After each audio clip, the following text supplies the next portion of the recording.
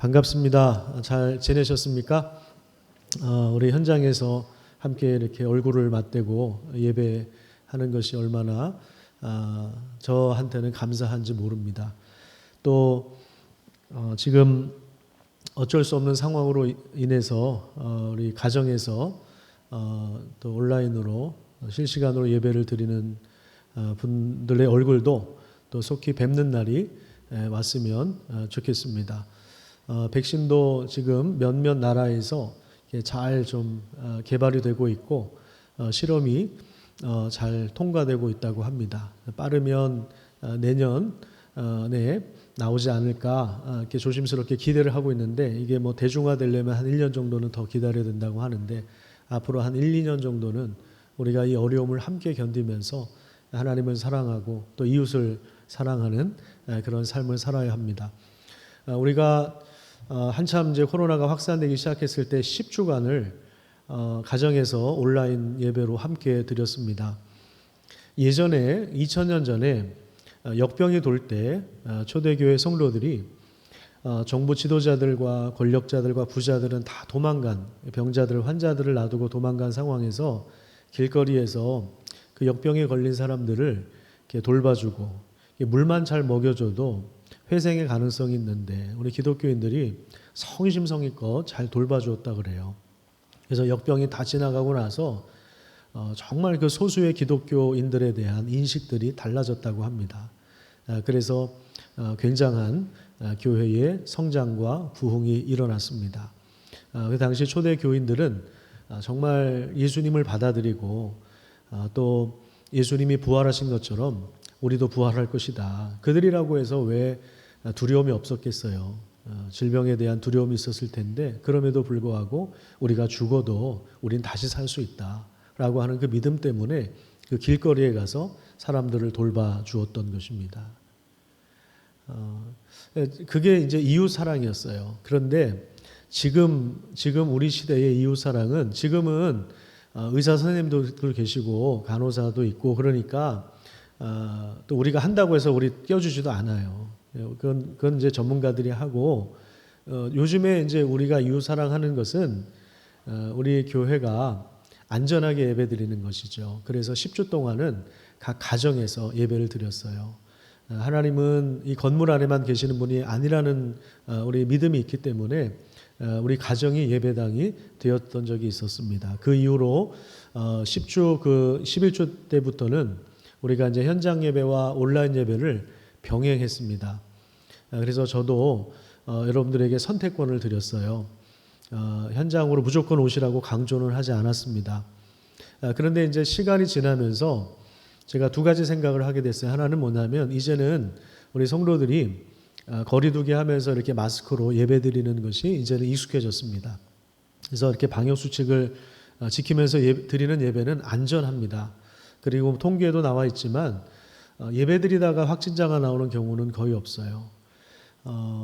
뭐 친한 사람들끼리 이렇게 식사를 하다가, 아니면 이 마스크 안 쓰고 부흥회 하다가, 또 속으로 모임을 갔다가 또 MT를 갔다가 바이러스에 걸린 경우는 있지만 이렇게 철저하게 방역 수칙을 지키면서 드리는 예배는 안전하다라고 하는 결론을 내렸습니다. 그리고 또 한 가지는 집에서 온라인 예배를 이렇게 몇 개월 동안 드린 분들의 이야기를 들어보니까, 목사님 이게 참 힘들어요. 신앙이 많이 다운되기도 하고 많이 지치기도 하고 많이 게을러지기도 합니다. 이런 이야기 하신 분들이 많았습니다. 그래서 제가 이제 어제도 광고를 했지만, 이제부터는 물론 요즘에 또 휴가철이고 그래서 그렇지만 이제는 이 예배, 현장 예배를 좀 회복해야 되겠다. 우리 이제 바이러스도 잡혀가고 있고, 물론 또 가을에 어떤 일이 일어날지는 몰라요. 우리 끝까지 계속 조심을 해야 되는데, 종식되기 전까지는 계속 조심을 하는 수밖에 없는데, 그런데 이제는 현장 예배를 좀 회복하려고 기도하고 있습니다. 그래서 우리가 몸을 가지고 함께 우리 성도들을 만나고 함께 하나님을 예배하는 것. 물론 지금 식사도 못하고 소그룹도 못하고 있어요. 예배만 겨우 드립니다. 예배만 드리는데, 지금 제가 한 번 예배를 더 드려요. 오후 2시에 똑같은 설교를 제가 다시 한 번 합니다. 그러니까 저는 7시부터 4번을 해요. 예배를 4번을 인도합니다.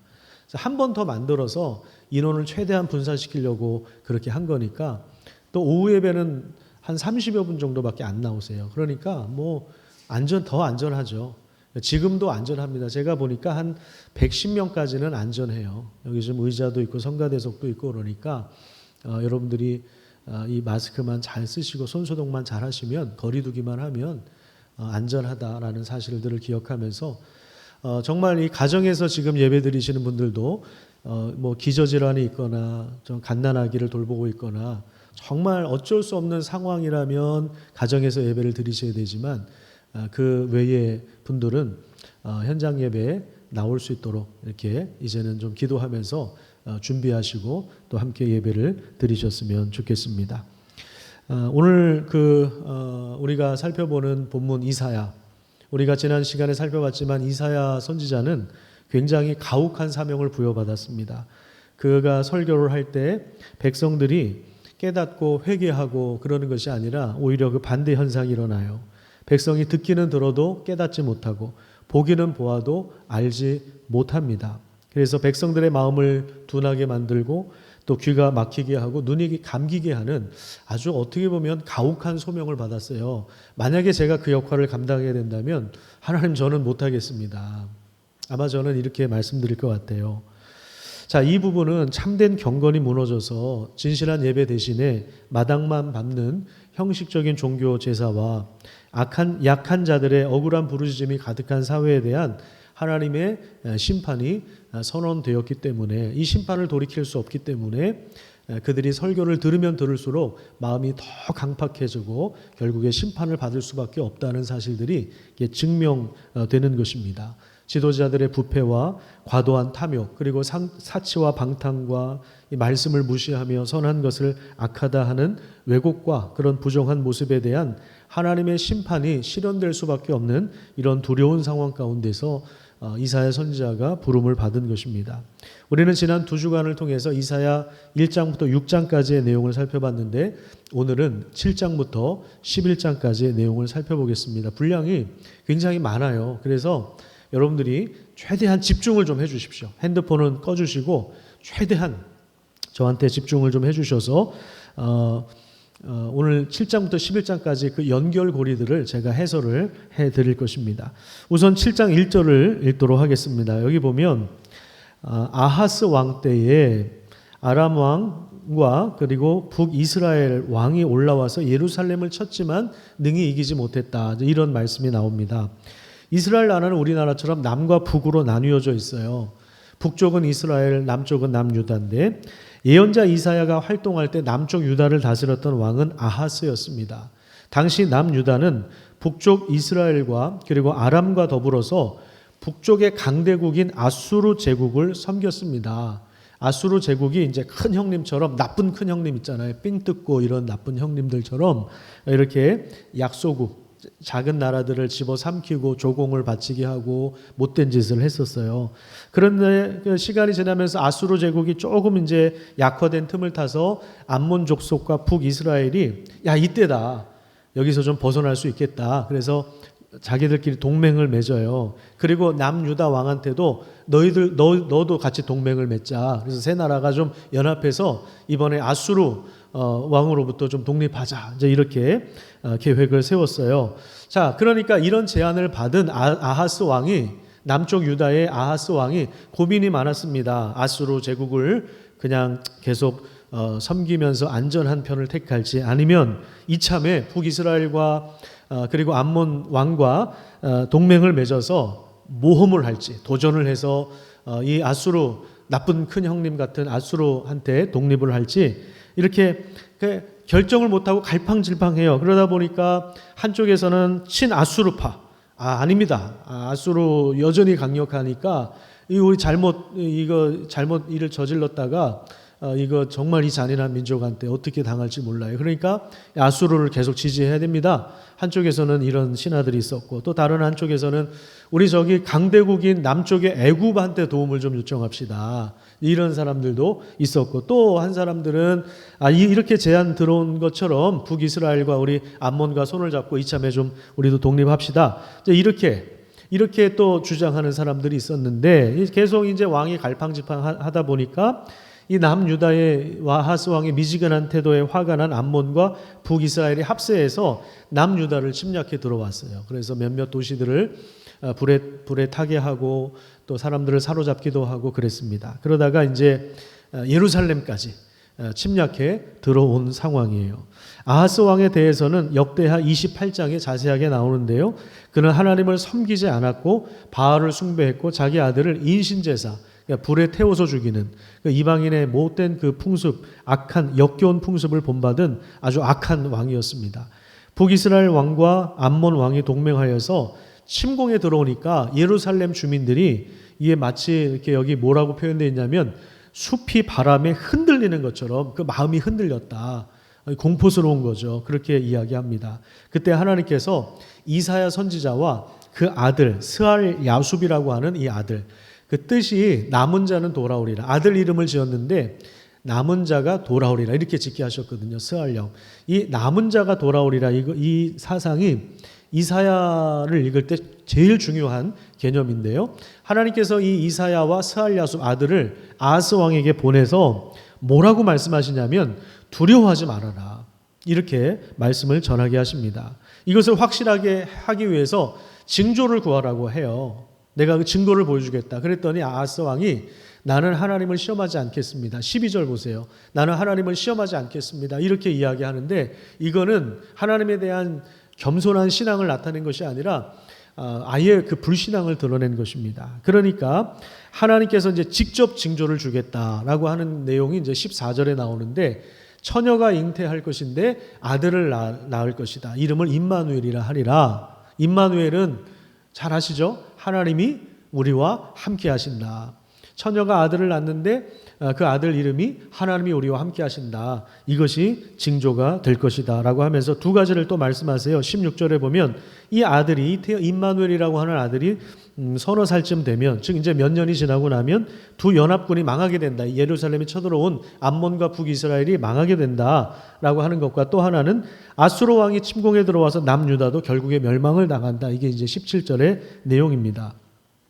8장 5절부터 한번 볼까요? 8장 5절부터 보면 이 내용이 조금 더 구체화됩니다. 아수르 왕의 침략이 왜 이루어졌는가 이유를 밝히고 있는데 6절을 한번 보세요. 6절에 보시면 이 백성이 천천히 흐르는 실로아 물을 버렸다. 이렇게 이야기합니다. 천천히 흐르는 실로아 물은 하나님인데 하나님을 의지하지 않고 아람과 북이스라엘 연합군을 의지했기 때문이다. 그래서 결국 큰 하소와 같은 아수르 왕을 통해서 유다 왕국을 심판할 것을 예언하고 있습니다. 쉬운 성경으로 제가 좀 읽어드릴게요. 7절과 8절 여러분들 화면을 좀 보시기를 바랍니다. 그러므로 보아라 내가 힘있고 거대한 유프라테스 강물 곧 아시리아 왕과 그 군대를 보내서 그들을 덮치게 하겠다. 아수르 사람들이 물처럼 강두기로 솟아올라 그 땅에 흘러넘칠 것이다. 그 물이 유다로 흘러들어와 휘감아 돌면서 유다의 목까지 차오를 것이다. 이 군대가 새처럼 그 날개를 펴서 너희 온 나라를 뒤덮을 것이다. 임마누엘 하나님께서 우리와 함께 하신다. 넘치는 강물이 유다의 목까지 차올라서 여러분 그런 적 있으세요? 이렇게 막 목까지 차오르면 어떤 현상이 일어나냐면 숨쉬기가 어려워집니다. 그리고 물에 대한 공포가 쫙 올라오거든요. 완전한 심판이 이루어질 것을 예언하고 있어요. 그리고 마지막에 또 나오는 단어가 뭐냐면 임마누엘이에요. 그 다음에 9절부터 10절까지는 아수르도 역시 심판을 받는다 이렇게 이야기하는데 아수르가 하나님의 도구로 쓰임을 받았지만 스스로 교만해져서 결국 그들의 계획이 시행되지 못하고 그들도 망할 것을 말씀하고 있습니다. 그 이야기를 하면서 10절에도 무슨 얘기가 나오냐면 임마누엘 이 얘기가 또 나와요. 하나님이 우리와 함께 하신다. 그러니까 자 지금까지 보면 7장과 8장을 통해서 적어도 3번 나옵니다. 임마누엘이 3번 나오는데 첫 번째는 7장 14절에 북이스라엘과 암몬 연합군을 두려워하지 말아라. 그 다음에 두 번째는 아수르 왕이 쳐들어와서 너희들도 심판을 받을 거야. 그런데 두려워하지 말아라.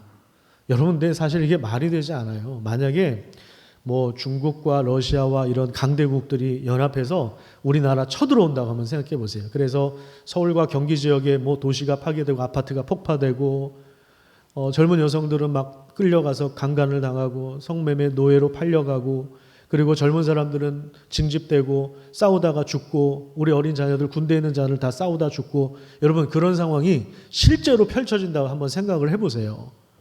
그러면 우리 마음이 어떻겠습니까? 이 코로나 전 세계로 확산될 때 코로나도 우리가 이렇게 두렵고 이렇게 어수선한데 전쟁이 나면 어떤 상황이 벌어지겠습니까? 얼마나 두렵겠어요. 그런데 하나님은 두려워하지 말라 이렇게 말씀하십니다. 그리고 세 번째는 아수르 제국도 결국 심판을 당한다. 그렇게 말씀하시면서 임마누엘이 선포됩니다. 지금 이 말씀이 그러면 구체적으로 누구에게 선포되었는가? 이 부분이 중요해요. 이 말씀은 우선 이사야 선지자와 그 아들에게 주어진 말씀이에요.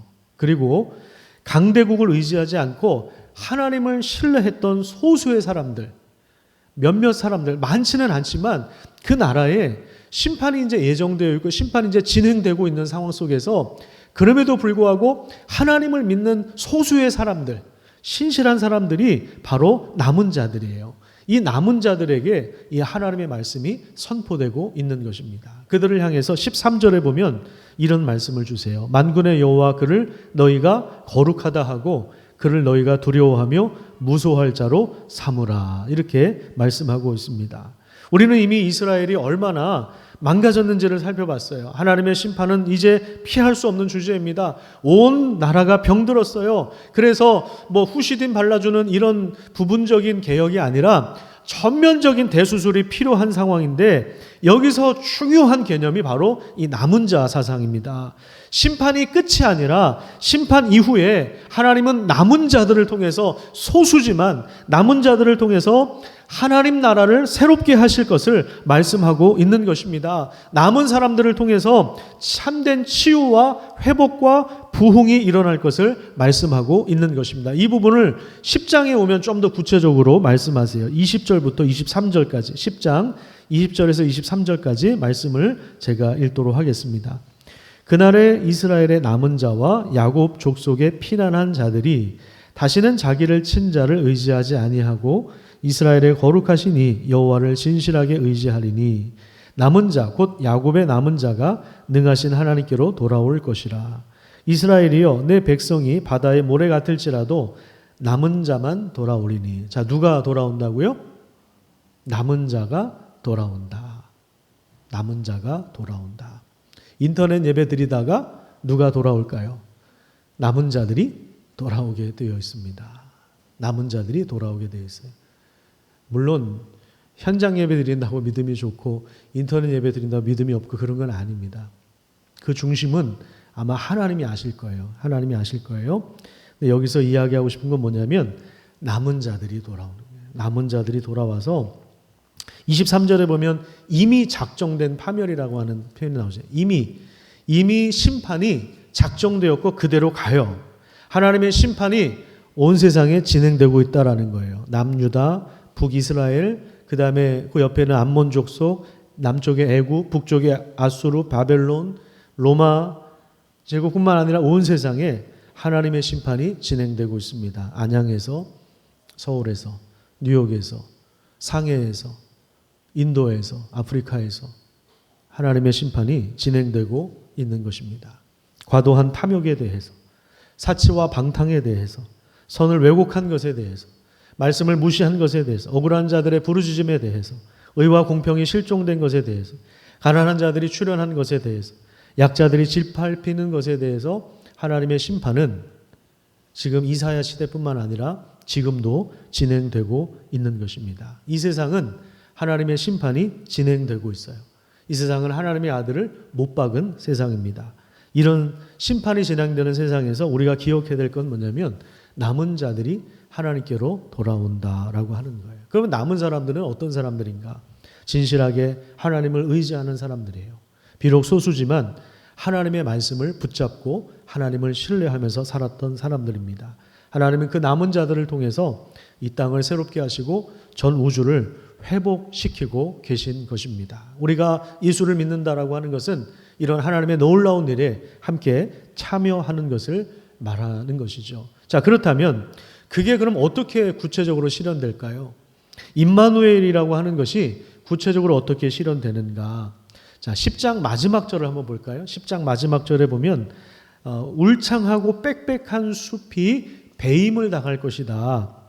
배임을 당할 것이다. 그래서 유치원 애들도 그거를 셀 수 있다. 이런 식의 표현이 나옵니다.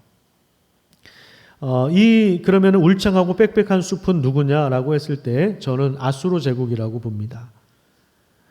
아수르 제국. 교만했던 모든 제국의 운명을 보여주는 거예요. 강대국처럼 보였는데 속절없이 무너지는, 배임을 당하는 그런 상황을 보여주는 거예요. 그 다음에 11장 1절에 들어오면 울창하고 빽빽한 숲과 아주 비교되는 모습이 하나 나오죠. 그게 뭡니까?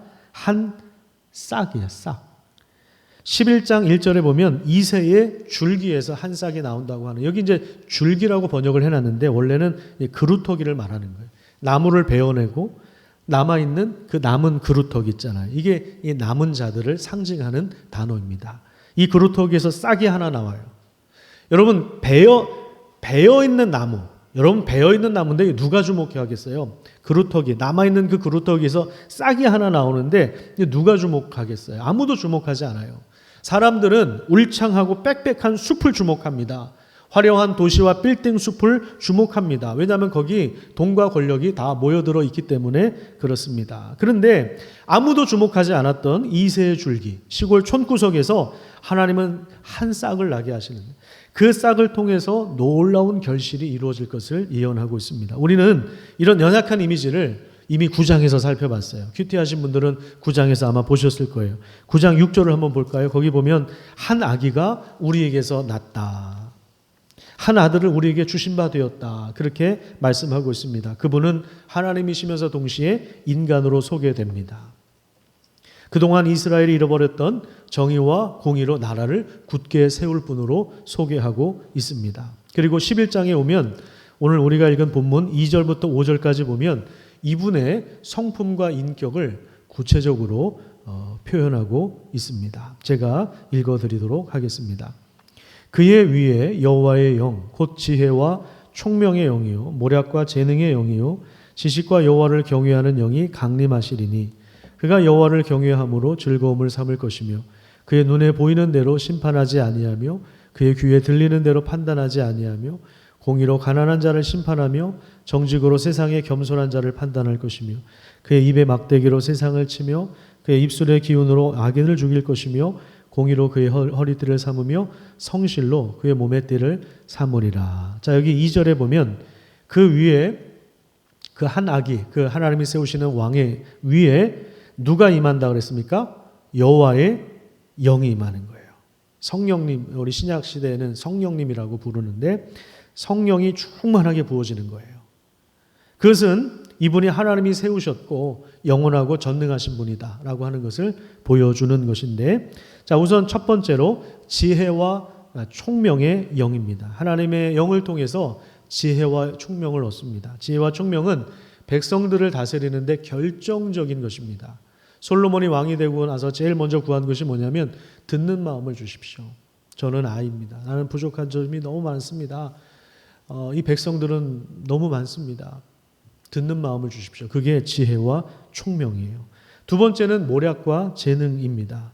모략이라고 하는 것은 전체적인 그림을 그려서 기획하는 능력을 말하는 거예요. 기획력을 말하는 거예요. 재능이라고 하는 건 뭐냐면 기획한 것을 실행할 수 있는 능력을 말하는 것입니다. 나라가 확장되고 번성하는데 이게 아주 중요한 영역이죠. 그 다음에 세 번째는 지식과 여호와를 경외하는 것입니다. 이것은 하나님을 향한 신앙을 말하는 것이죠. 아하스 왕이나 이스라엘 왕이나 다른 나라의 제국대 왕들이 교만해져서 우상을 숭배하고 심판을 자초했던 것과 달리 이 하나님의 영이 충만하게 부어진 왕은 하나님을 아는 지식으로 충만하여서 하나님을 경외하는 왕이고 하나님이 기뻐하시는 일을 행하는, 하나님을 즐거워하는 왕입니다. 그리고 3절에 보면 눈에 보이는 대로 심판하지 않는다고 그래요. 왜요? 하나님이 지혜와 총명을 주셨고 하나님 아는 지식으로 충만하기 때문에 귀에 들리는 대로 판단하지 않습니다. 이게 뭐냐면 완전한 정의를 보여주고 있는 거예요. 그 다음에 4절과 5절에 보면 공의로 다스립니다. 그러니까 이스라엘이 잃어버렸던 정의와 공의를 회복하는 그 두 가지를 가지고 이스라엘을 나라를 다시 세울 뿐이다. 자, 그러면 그분이 다스리는 나라는 어떤 나라인가? 그분이 정의와 공평으로 세운 나라는 어떤 모습을 하고 있는가? 이 내용이 6절부터 9절까지 나옵니다. 이 내용은 너무너무 중요한 내용입니다. 너무너무 중요한 내용이어서 우리 좀 같이 좀 읽도록 하겠습니다. 좀 침방울이 과도하게 튀지 않게 조금 조용히 읽었으면 좋겠어요. 6절부터 9절까지. 자, 시작. 그때에 이리가 어린 양과 함께 살며 표범이 어린 염소와 함께 누우며 송아지와 어린 사자와 살찐 짐승이 함께 있어 어린 아이에게 끌리며 암소와 곰이 함께 먹으며 그들의 새끼가 함께 엎드리며 사자가 소처럼 풀을 먹을 것이며 독사의 굴에 손을 넣을 것이라. 내 거룩한 산 모든 곳에서 해됨도 없고 상함도 없을 것이니 물이 바다를 덮음같이 여호와를 아는 지식이 세상에 충만할 것임이니라. 자, 이 나라는 완전한 평화의 나라입니다. 약육강식의 논리, 그러니까 힘의 논리가 지배하지 않고 서로 함께하고 조화를 이루는 나라. 마치 그 인간의 죄가 들어오기 전에 에덴 동산의 모습과 같았습니다. 조화롭고 함께 화목한, 모든 것이 평안한 샬롬의 그 상태, 그 나라를 회복한다. 왜요? 그 나라의 왕이 의로운 분이기 때문에 그렇습니다. 이런 나라가 되는 결정적인 이유는 9절에 나와 있어요. 9절에 보면 여호와를 아는 지식 때문이라고 이야기합니다. 그럼 반대로 하나님을 아는 지식이 없으면 어떻게 됩니까? 사람들이 힘의 논리를 가지고 살아갑니다. 그래서 그런 사람들이 만들어내는 세상은 약육강식의 세상이에요. 그래서 서로 상처를 주고받을 수밖에 없고 경쟁할 수밖에 없고, 뭐 경쟁에서 소수의 사람들은 엄청난 부를 누리지만 나머지 대다수의 사람들은 집도 없이, 뭐 우리 교회는 늘 그런 분들 대하고 있지 않습니까? 경쟁에서 밀려나는 그런 분들이요, 정말 게을러서 그런 분들도 있겠죠. 그런데 그분들도 우리처럼 정상적으로 사업하고 정상적으로 직업을 가지고 살다가 IMF 때 갑자기 도산하신 분들도 굉장히 많습니다. 정상적으로 살다가 지식인들도 있어요. 공부 많이 하신 분들도 계셔요. 다 뭐 게으르고 그래서 그런 게 아닙니다. 깨진 가정에서 살아서 어렸을 때부터 상처받으면서 나쁜 짓을 하다가 또 다녀오고 그러다가 사회 적응 못하고 하여튼 여러 가지 이유가 있는 겁니다. 그러니까 하나님을 거부하고 말씀을 거부하고 하나님을 아는 지식이 없이 살아가는 사람들이 만들어낸 세상은 이런 힘의 논리가 지배하는 세상이에요. 동물의 왕국이죠. 동물의 왕국 보십니까? 동물의 왕국. 힘 있는 자가 힘이 없는 자를 잡아먹는, 찢고 피를 흘려야 하는 그런 나라.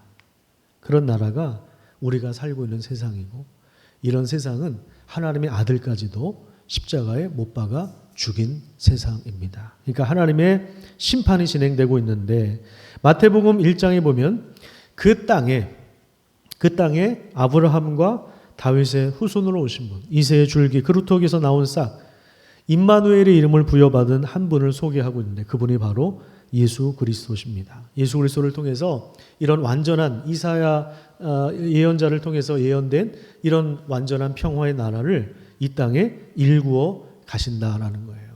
그래서 그 나라는 우리 나중에 죽어서만 가는 나라가 아니라 그 나라가 이미 이 땅에 임했다고 예수님이 선포하시지 않았습니까? 그래서 우리가 예수를 믿는다라고 하는 것은 그 나라의 왕이신 예수 그리스도의 통치를 받아서 정의롭고 공평한 사회, 그런 나라, 그런 세상을 만들어가는 것이죠. 완전한 정의와 공의를 통해서 다스리신 하나님의 통치를 받을 때 세상 사람은 힘의 논리로 살아가지만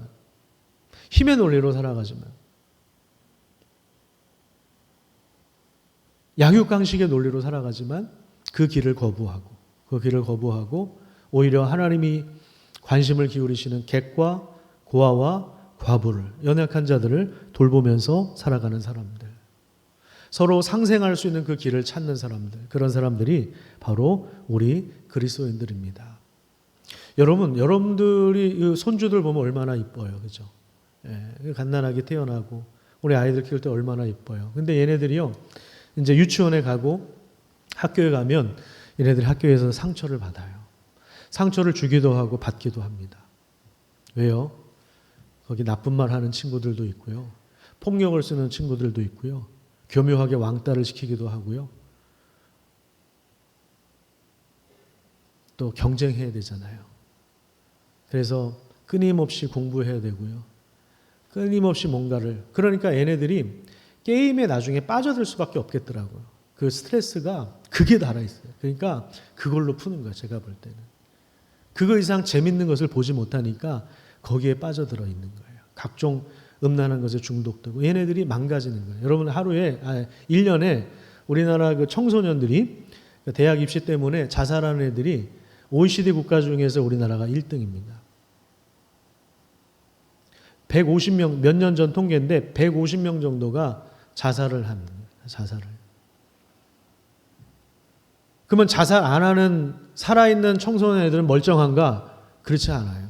자살하는 애들이 느꼈던 감정을 얘네들도 그대로 느끼면서 살아가고 있습니다. 그런 세상이에요. 그런 세상에 여러분들 정말 예쁘고 사랑스러운 얘네들을 그런 세상에 이제 내보내야 돼요. 유치원에 보내고 학교에 중고등학교에 보내고 사회 보내면 그런 세상에서 우리가 살아가는 것입니다. 우리가 그런 세상에서 살아가는 거예요. 이미 심판이 진행되고 있기 때문에. 그런데 이 심판이 진행되는 세상에 예수님께서 가져오시는 그 하나님 나라가 이미 시작되었다라고 선포하고 있습니다. 그래서 우리는 그 나라를 함께 이루어가는 사람들입니다. 살벌한 양육강식의 세상, 힘의 논리가 지배하는 치열한 경쟁 속에서는 사실은 다 두려움을 느낄 수밖에 없어요. 다 두려워요. 근데 따지고 보면 부동산 투기를 하면서 과도한 탐욕을 가지고 살아가고 또 사치와 방탕을 하고 스카이 대학이 출현을 하고 거대 도시가 형성되고 이렇게 막 과밀 현상이 일어나고 밀폐 현상이 일어나는 이런 현상들은 인간이 가진 근원적인 두려움 때문에 발생하고 있다라고 하는 것입니다. 두려움이라고 하는 것은 현실을 왜곡합니다. 선을 악하다 하고 악을 선하다 합니다. 가나안 땅을 정탐하고 돌아온 이들은 그들의 그 상대방의 전력에 압도당했어요. 그래서 두려웠어요. 그러니까 스스로를 메뚜기와 같다 이렇게 이야기합니다.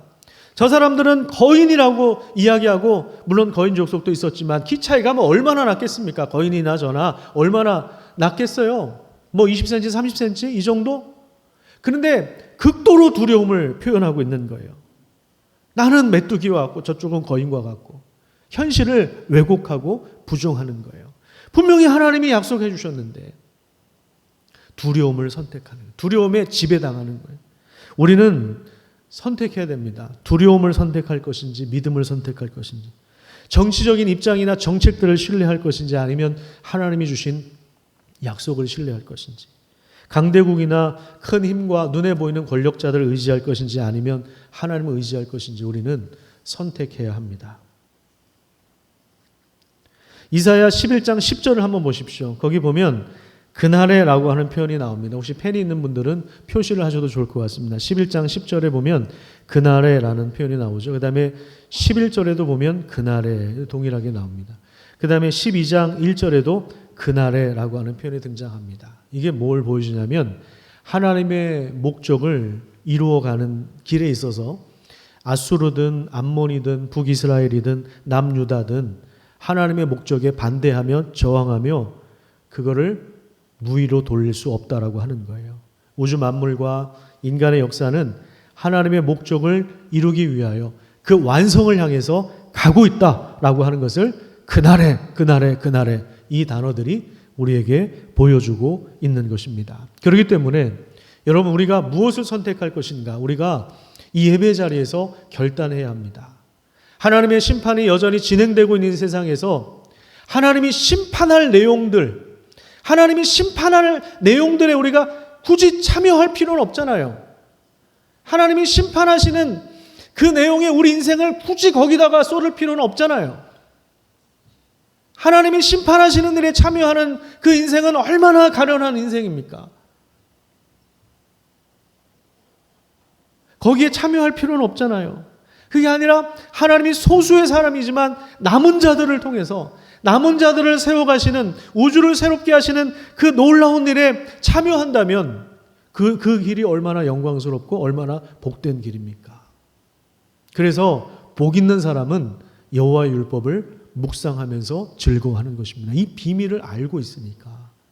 제국의 길이 아니라, 눈에 보이는 강대국을 의지하는 그 길이 아니라, 그게 좋아 보이고 그게 마땅한 것 같고, 그런데 그게 아니라, 이런 사람들은 현실에 두려움이 있어요. 저도 목사지만 저도 두려운 게 저도 있어요. 저도 있어요. 제가 요즘에 두려운 건 뭔지 아세요? 우리 가정에서 인터넷 예배를 드리시는 분들이 돌아오지 않을까 봐 두려워요. 물론 언젠가는 돌아오시겠지만, 왜냐하면은 이 온라인 예배가 한계가 있거든요. 온라인 예배도 예배예요. 그런데 한계가 있어요. 혼자서 예배 드리다 보면 자세도 그냥 꾸부정하게 될 수도 있고, 가끔 이제 설교가 마음에 안 들으면 채널을 돌릴 수도 있고, 핸드폰 약이 없어지면 예배가 끊어질 수도 있는 거고, 시간도 뭐 오후에 했다가 오전에 했다가 막 내 마음대로 바꾸고, 그럴 수 있어요. 그럴 수 있어. 혼자 있으면 충분히 그럴 수 있습니다. 그러다가 이게 믿음 다 떨어져 나가는 거 아닌가. 돌아오지 못하면 어떻게 하나. 이런 생각이, 이런 두려움이 저에게도 있습니다. 물론 이런 건 좀 좋은 두려움이겠죠. 건강한 두려움은 필요합니다. 여러분, 저도 살다 보면 여러 가지 두려운 요소들이 있어요. 여러분들도 마찬가지잖아요.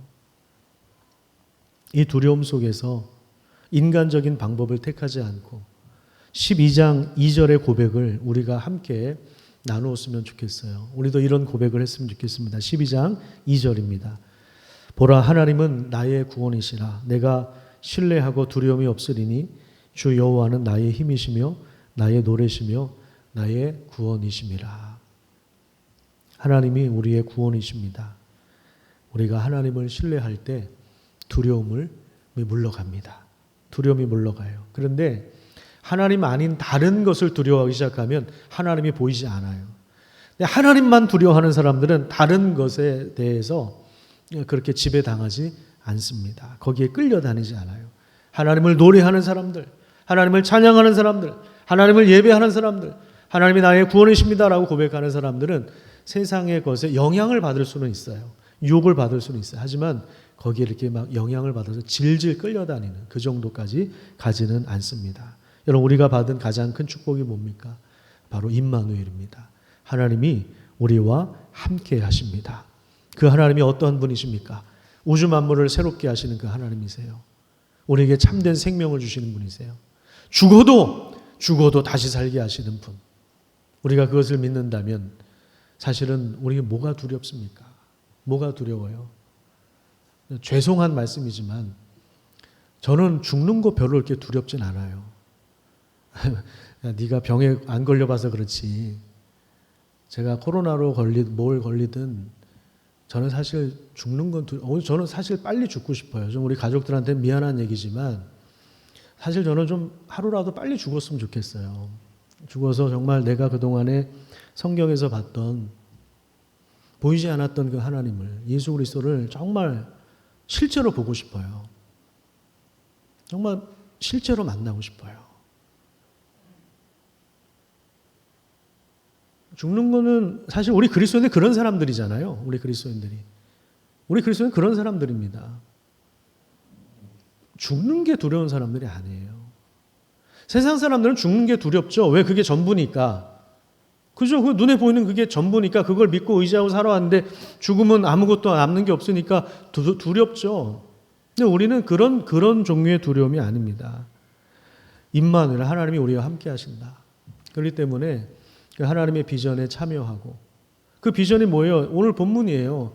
하나님이 만드시는 그 나라, 이 나라는 죽어서만 가는 나라가 아니라 오늘 우리 교회를 통해서 하나님이 세우시길 원하는 나라예요. 세상은 힘의 논리가 지배하지만 우리 교회는 다른 가치를 가지고, 그래서 저는 요 본문을 좀 더 구체적으로 상세하게 좀 다음 주에 설교를 할 예정입니다. 그래서 지금 이사야서를 이렇게 쭉 묵상하면서 앞으로 우리가 이제 어떻게 교회를 세워가야 될지, 또 어떤 가치를 세워가야 될지, 그리고 그 가치를 어떻게 건물에 담을 수 있을지, 이거를 설계해야 됩니다.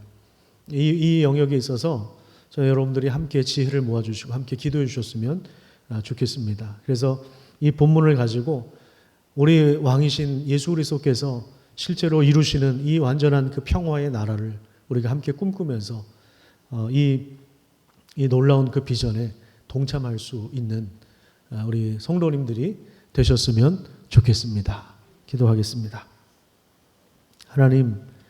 하나님이 이미 심판하셨고 또 여전히 심판이 진행되고 있는 그 일에 참여하는 삶이 아니라 하나님께서 예수 그리스도를 통해서 이루시는 그 새로운 나라, 이 땅에 지금도 끊임없이 펼쳐지고 있는 그 하나님 나라의 소망을 두고 완전한 샬롬과 그 모든 관계의 회복이 이루어지는 그런 나라를 꿈꾸며 또 함께 가정과 교회를 세워가는 그런 복된 성도가 될 수 있도록 하나님이 함께하여 주시옵소서. 감사드리며 예수님의 이름으로 기도드립니다. 아멘.